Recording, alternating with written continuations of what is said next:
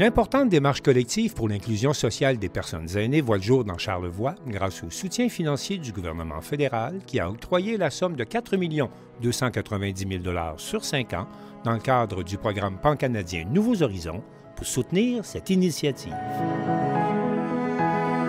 Des représentants de toutes les communautés de la région et plus d'une quinzaine d'organismes communautaires assistaient au lancement de cette initiative qui sera coordonnée par l'Institut sur le vieillissement et la participation sociale des aînés de l'Université Laval. Sa coordonnatrice, Mireille Fortin, nous donne la définition de ce qu'est l'inclusion sociale des aînés.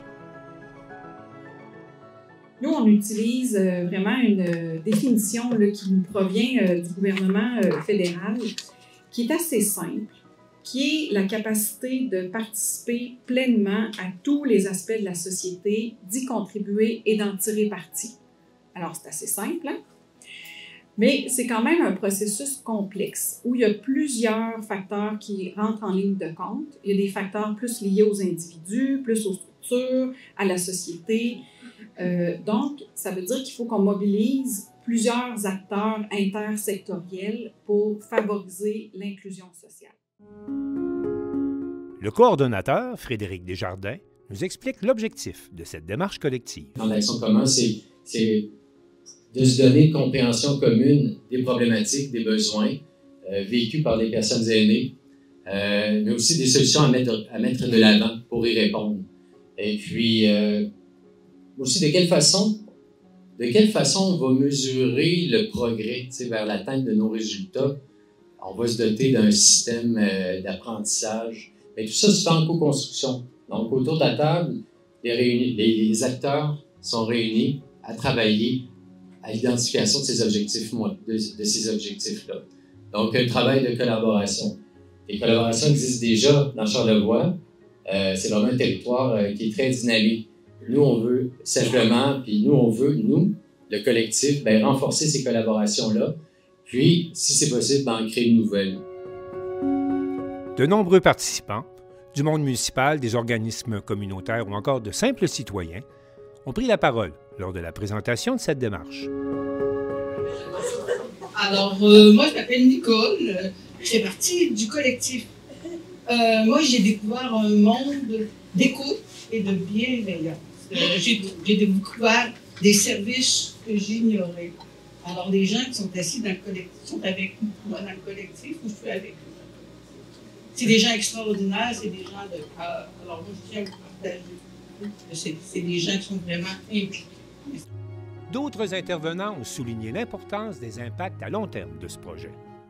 Ce qui me plaît dans ce projet-là, c'est que je vis actuellement le vieillissement de ma propre mère. Et ça me mène face à mon propre vieillissement à moi. Et je travaille actuellement à assurer non seulement un bien-être pour les personnes aînées vulnérables actuelles, mais aussi pour nous plus tard. Toi n'es pas encore une personne âgée, et toi qui n'es pas encore une personne âgée, mais qui un jour, on va l'être. Ça va ressembler à quoi? Frédéric Desjardins, le coordonnateur du projet, insiste pour souligner que le travail ne fait que commencer. Oui, c'est vrai, on n'arrive pas avec des solutions toutes faites.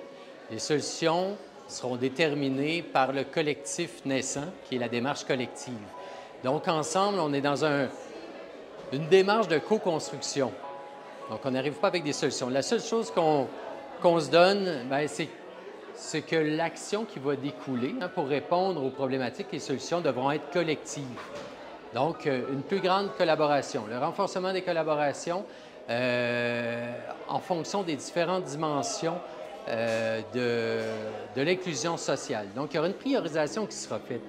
Donc, ce qu'on a fait depuis mars, depuis l'obtention, la confirmation de l'octroi, c'est qu'on a travaillé à développer notre vision, une vision commune des problématiques, des besoins. Ensuite, des solutions à mettre en place, à mettre en œuvre pour répondre à ces problématiques-là.